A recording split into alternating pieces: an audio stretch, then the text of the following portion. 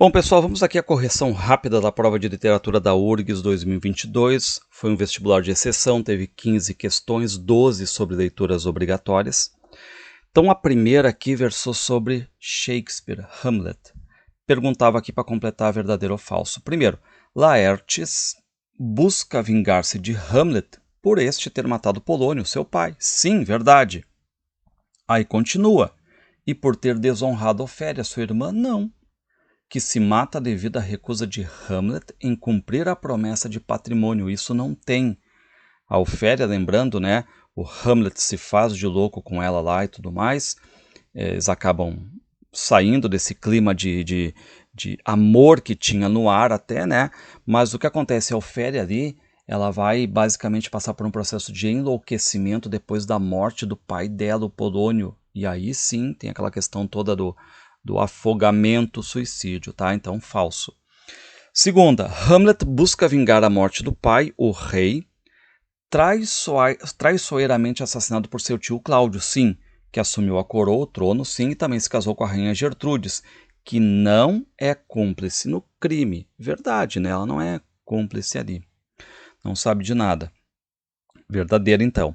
Os coveiros da peça, coveiro 1, coveiro 2, buscam encerrar sua tarefa para permitir que Hamlet possa finalmente homenagear a sua amada Ofélia e também Yorick, o velho bufão que alegrou a sua infância. Bom, os coveiros não encerram a tarefa para o Hamlet homenagear ninguém, porque lembra que eles estão ali e aí o Hamlet vê aquele cortejo simples, certo?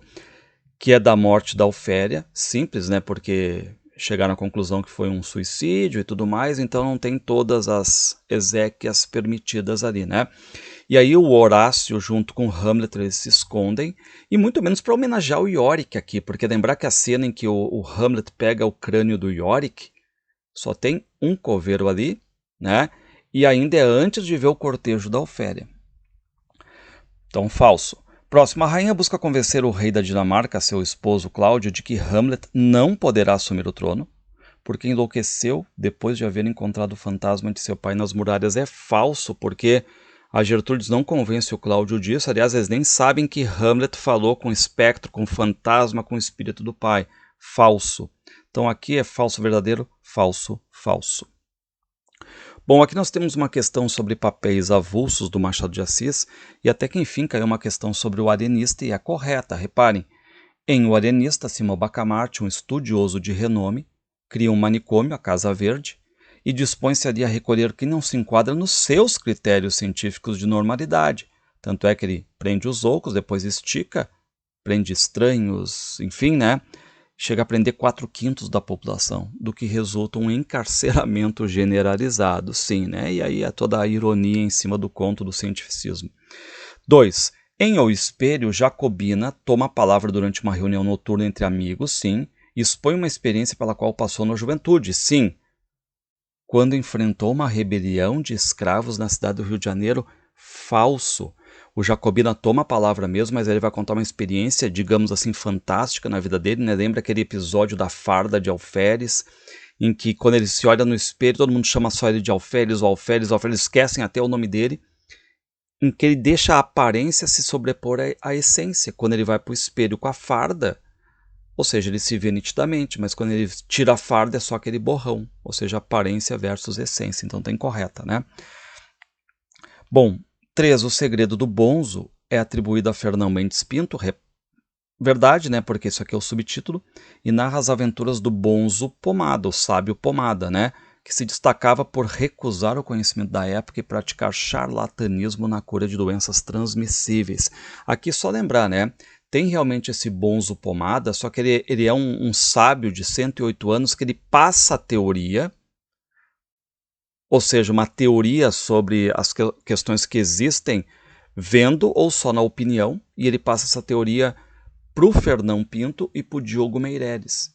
E é o Diogo Meireles que vai praticar essa teoria, e ele vai, digamos assim, curar, entre aspas, né, uma doença lá, aquela dos narizes que começam a inchar e tudo mais. E claro que disso ele faz um charlatanismo, mas não é o Bonzo Pomada aqui, incorreta, tá? Então apenas a 1 correta.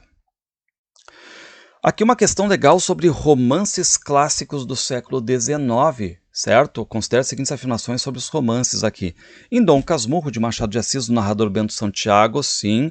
Rememora seu namoro e casamento com Capitu, sim. A quem acusa de tê-lo traído com Escobar, seu melhor amigo, sim.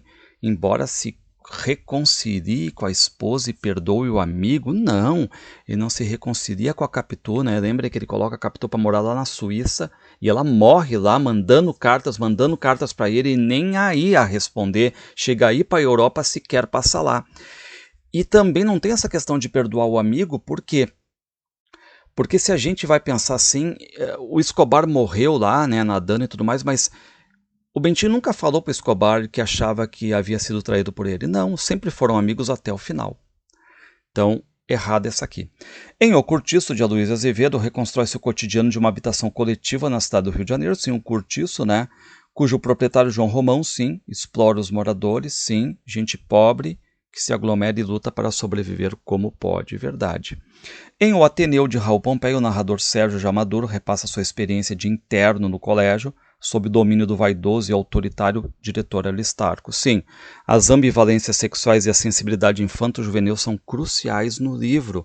Verdade também. Então aqui a gente tem 2 e 3. Vocês não reparem os gabaritos que estão na prova, aqui as marcações de caneta ou lápis, porque mandaram foto da prova de algum aluno, certo? De algum aluno. Então o que eu estou marcando aqui, os grifos, fui eu quem fiz, tá?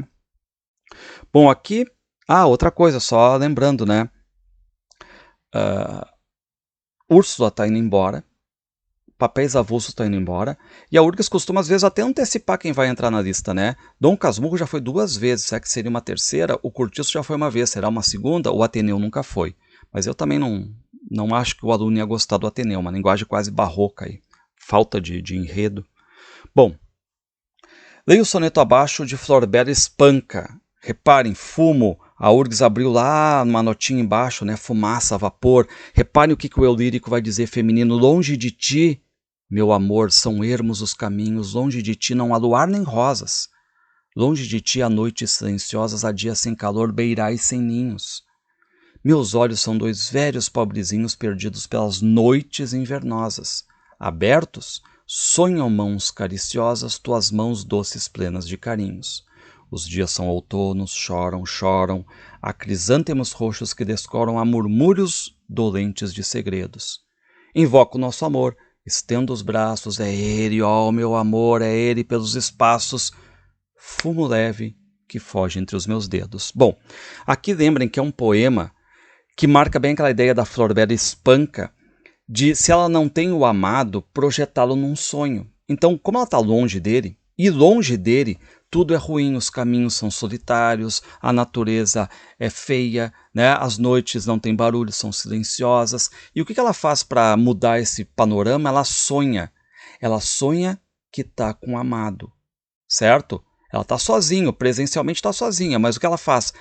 Aciona o sonho. E quando ela aciona o sonho, invoca o sonho, ela estende os braços e como se ela visse o amado vindo. Mas quando ela vai tocar no amado, lembrando, não é presencial, é uma fantasia. Ele some porque ele vira o que é uma espécie de fumaça entre os dedos, tá? Então o que diz ali? Correta. Invocação do ser amado, sim, que desaparece no último terceto. Ok, né? Mas fisicamente não está ali já, né? Onde o padrão das rimas do soneto é abandonado, enquanto o fumo foge no ar. Não, que padrão das rimas abandonado lá, ó. Caminhos, ninhos, pobrezinhos, carinhos, rosas silenciosas, invernosas, cariciosas, choram, descoram, segredos, dedos, braços, espaços, é A, B, B, A, B, B, A, C, C, D, E, E, D. Então não tem abandonar aqui, tá? Reflexão sobre a velhice abandonada, não tem nada a ver com velhice aqui, tá? Invocação do ser amado que abre os olhos da poeta e permite que os sonhos não se percam, como fumo não tem a ver também. Reflexão sobre outonos tristes e crisântemos, a reflexão não é sobre isso. Invocação do ser amado, sim, que se revela, entre outros recursos, no uso da segunda pessoa gramatical, tu, ali no caso ti e tudo mais, né? E no vocativo do terceto final, a quem ela se dirige, ó meu amor. Então aqui, e. Bom, Aqui nós temos uma questão sobre modernismo, Semana de Arte Moderna. Lembra, né? Uma questão de homenagem pelo centenário, que vai ser exatamente amanhã, dia 13. Então aqui, ó, assinale a alternativa correta em relação à Semana de Arte Moderna de 22. É considerada o marco inicial do modernismo brasileiro, cujas propostas estéticas são imediatamente incorporadas pelos movimentos locais de renovação em outros estados do Brasil. Falso. Não são imediatamente incorporadas. Até propriamente em São Paulo a coisa vai começar a andar. Rio de Janeiro tinha essa ligação também com a semana, mas em outros estados não, demorou. B. Coincide com o centenário da independência do Brasil? Sim, materializando o compromisso do modernismo com o passado, em busca da afirmação dos heróis colonizadores. Não tem essa propagação aí dos portugueses e tudo mais, né? Tem como marco inaugural a obra Macunaíma, do Mário de Andrade, né? Não é, porque, lembrando que Macunaíma é de 28, mas é o Mário de Andrade com o Pauliceia Desvairada de 22, que abre o movimento, em termos de obra. D. Desdobra-se no Manifesto Antropófago, de 28, lembrando que antes, em 24, o Oswald de Andrade já tinha lançado, né, o Pau-Brasil, no qual o Oswald de Andrade propõe a retomada do elemento indígena. E aqui é legal, né, porque é aquela questão do tupi or no tupi, que é a frase que ficou muito marcada no Manifesto Antropófago, aquela ideia de retomada também, porque havia povos indígenas em São Paulo no tempo do Brasil colônia, então essa ideia de resgate também, resgate dos antepassados, né? Do elemento indígena reprimido pela civilização como matriz de pensamento e experimentação estética. A verdade é marcada pela recusa da influência das vanguardas europeias como futurismo falso, né?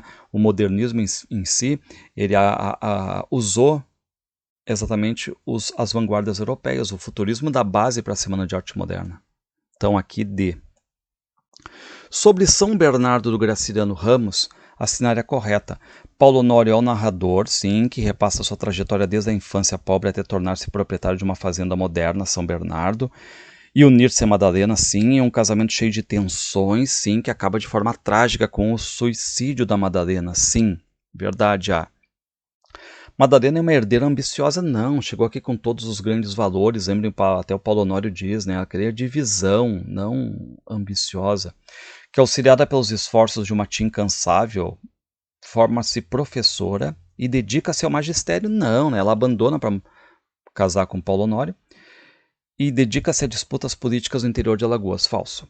Luiz Padilha é o filho do antigo proprietário da fazenda de São Bernardo, filho do Salustiano Padilha, que dissipa sua fortuna. Não, lembrando que o Luiz Padilha é aquele que o Paulo Honório vai dar o golpe para pegar a fazenda para ele, empresta dinheiro para o Padilha, e depois, enfim, o Padilha não tem absoluta, né, condição de conduzir uma fazenda, incompetente, acaba, né, dissipando o dinheiro, e o Paulo Honório faz aquele jogo, né, de perdoar a dívida, mais um dinheirinho, uma casa na cidade pela grande fazenda São Bernardo. Falso então aqui. Dona Glória, tia de Madalena, dedica-se a tarefas mal pagas e economiza muito para sobreviver, mas vai se tornar uma aliada importante de Luiz Padilha. Falso, na tentativa de extrair dinheiro de Paulo Honório. Não, ela mal fala no livro, né, e ela está muito mais próxima do seu Ribeiro, que é o guarda-livros. Casimiro Lopes é o jagunço subordinado a Paulo Honório, sim, e trata de garantir a simpatia de seu chefe mediante serviços prestados a Madalena e Dona Glória. Não, né? Lembrando que o Casimiro Lopes é aquele capanga que, segundo Paulo Honório, tem faro de cão, fidelidade de cão, mas essa fidelidade é ao Paulo Honório, certo? No final tá certo, né? Porque ele tem um certo carinho pelo filho, que a gente não sabe o nome, né? Da Madalena e do Paulo Honório. O filho gosta mais do Casimiro do que propriamente do pai. Bom, aqui nós temos questão sobre peças de teatro contemporâneo. Tá? A gente tem Vestido de Noiva do Nelson Rodrigues, Alto da Compadecida do Ariano Suassuna, Eles Não Usam Black Tie do Gianfrancesco Guarnieri, que era ator também famoso, e O Pagador de Promessas do Dias Gomes. Então reparem, tu tinha que só adaptar, né? João Grilo, João Grilo e Chicó, a gente lembra, né? Alto da Compadecida. Alaide, Vestido de Noiva. Tião é do Eles Não Usam Black Tie. E o Zé do Burro do Pagador de Promessas, tá? Aqui também, como está saindo Hamlet, talvez venha até uma obra, né, do teatro contemporâneo, que são obras muito boas aqui. Bom, aqui veio uma questão sobre o álbum Construção do Chico Buarque. Reparem, né, a canção Construção, pô, a gente esperava que ela ia cair. Vale-se de proparoxítonos no fim dos versos para narrar um dia na vida de um trabalhador que tem um desfecho trágico. Sim, a gente sabe, né? Cai atrapalhando o trânsito, o sábado, o público.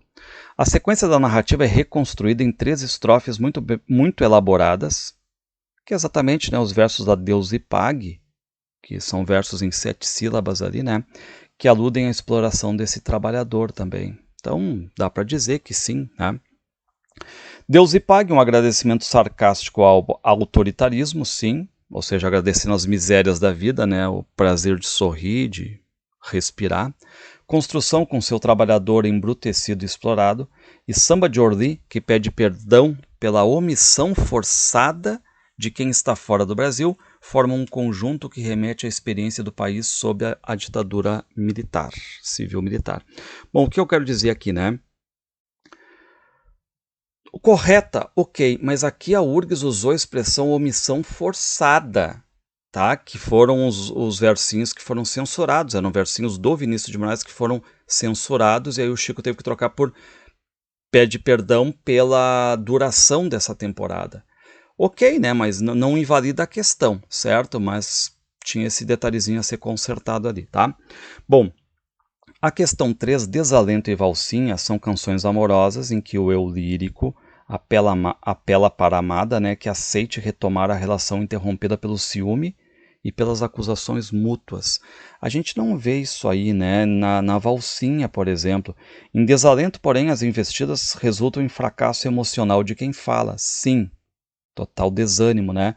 Enquanto em Valsinha o casal retoma a vida suburbana estável, aqui o Valsinha não traz essa ideia, né? Lembre que o eu lírico ele volta diferente, ele está mudado, ou seja, não é uma questão mútua ali, né? Porque a mulher é basicamente submissa, ela espera meio calada ali e nem dá essa ideia talvez de vida estável a partir dali, né? Eu vejo aqui como falsa. 1 e 2 então. Bom, aqui uma questão sobre o romance As Meninas, da Lígia Fagundes Teres. A Lia, estudante no pensionato Nossa Senhora de Fátima, lê a Madre Alex uma cena de tortura extraída do depoimento de um militante político, era um botânico, né, preso por distribuir panfletos em uma fábrica. A verdade aqui é uma questão importante também, né? 2. A voz narrativa em terceira pessoa articula e alterna de maneira quase imperceptível as falas em primeira pessoa das protagonistas, Ana Clara, Lia e Lorena, que comunicam seu universo subjetivo por meio do fluxo da consciência. É verdade, tem essa polifonia aqui, né? Essa ideia de vários narradores, no caso 3, aqui mais um terceira pessoa ainda juntando tudo. Temas como liberdade, casamento, sexo e aborto estão ausentes na representação da experiência feminina das protagonistas. Vamos pensar assim, ó, ausentes não, totalmente presentes. A Lorena vive pensando em casamento, sexo, a Ana Clara dizendo que está grávida, falando em aborto, a Lia falando sobre liberdade das mulheres, né? Enfim, então, incorreta aqui. Só 1 e 2. Aqui uma questão sobre bagagem da Adélia Prado, selecionaram o poema Grande Desejo. Repara que ela diz, eu não sou matrona, mãe dos Gracos, Cornélia. Mas, não tenho mas a gente depreende, né? Mas sou mulher do povo, mãe de filhos, Adélia. Aqui o eu lírico se confundindo com a própria autora. Faço comida e como. Aos domingos bato o osso no prato para chamar cachorro e atiro os restos.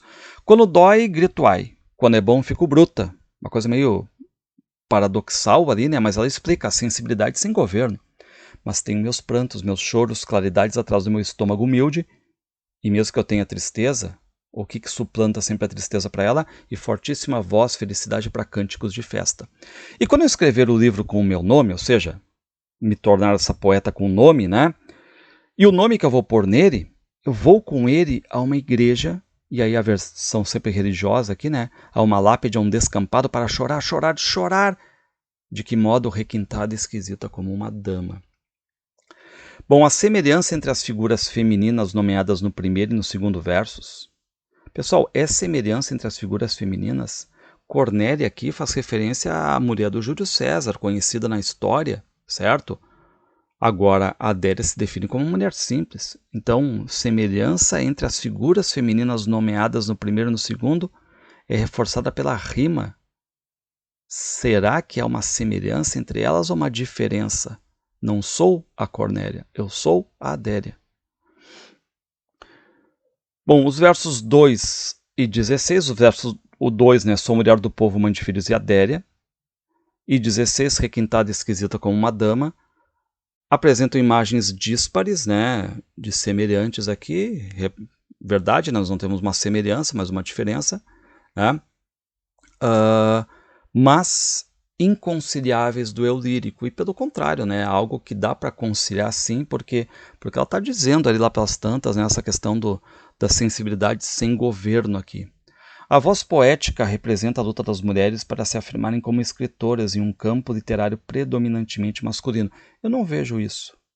Eu não vejo aqui. Próximo, o eu lírico se reconhece como mulher do povo, sim, e poeta, sim, porque está escrevendo um livro, vivendo com a mesma intensidade cotidiano a criação, né?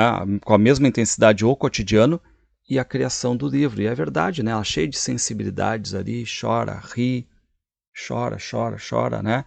Quando dói, grito, quando é bom, fico bruta, tenho meus prantos, e quando eu for também lançar o livro, eu vou chorar e tudo mais, né? Então aqui, B. Bom, 26, questão sobre Feliz Ano Velho do Marcelo Rubens Paiva. O fragmento 1, subi numa pedra e gritei, aí Gregor, vou descobrir o tesouro que você escondeu aqui embaixo, seu milionário disfarçado. Pulei com a pose do tio Patinhas, bati a cabeça no chão e foi aí que eu ouvi a melodia Bim, que é o nome do capítulo.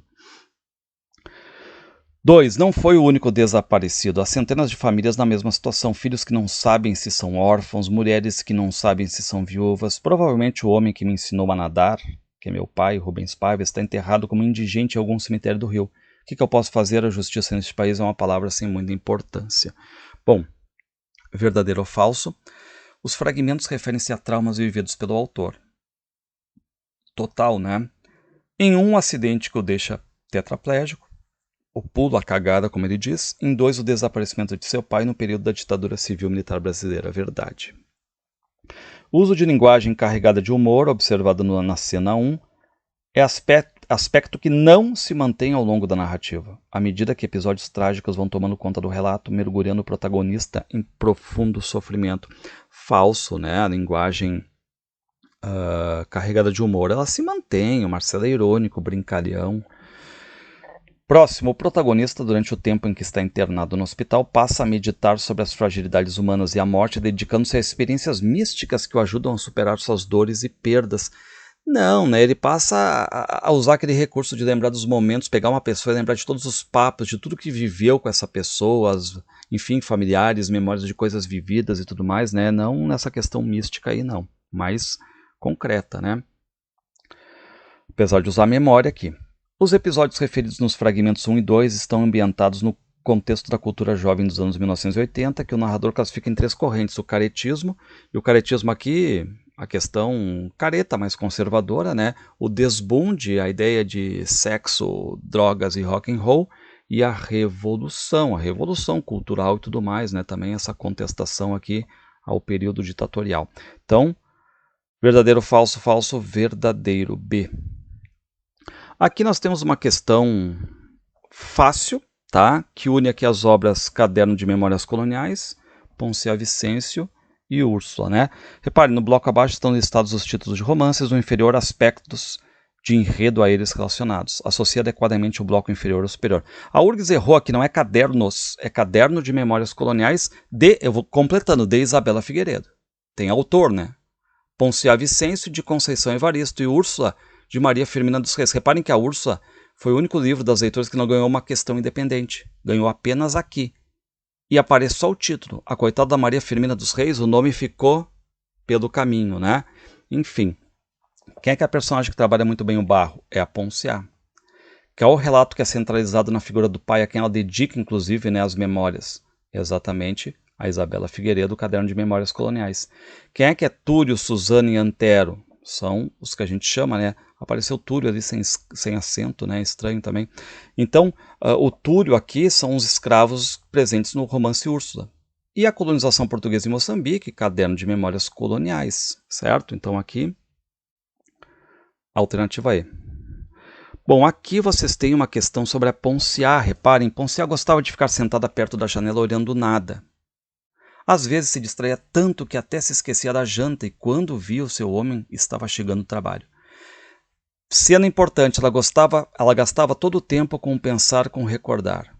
Relembrava a vida passada, pensava na presente, mas não sonhava nem inventava nada para o futuro. O amanhã de Ponciá, ou seja, o futuro era feito de esquecimento, o futuro era feito de esquecimento. Em tempos outros havia sonhado tanto, quanto mais nova, porque a vida na cidade não se fez, né? Sonhar até um novo nome para si. Não gostava daquele que lhe deram. Menina tinha o hábito de ir para a beira do rio e lá, se mirando nas águas, gritava o seu próprio nome. Ponciá Vicêncio, Ponciá Vicêncio. Sentia-se como se estivesse chamando outra pessoa, não ela. Não ouvia seu nome responder dentro de si, inventava outros, Pandá, Malenga, Quieti. Nenhum lhe pertencia também. Ela, inanimada, tremendo de medo, temia a brincadeira, mas insistia. A cabeça rodava no vazio, ela vazia se sentia sem nome, sentia-se ninguém. Tinha então vontade de choros e risos, tal qual o avô. Qual é a correta? A voz narrativa em terceira pessoa, sim, descreve Ponciá Vicêncio a partir de uma focalização onisciente que não permite entrar no universo psicológico da personagem. Claro que permite, a gente entende o que ela está passando aqui, a Ponciá mesmo em terceira pessoa. Falso.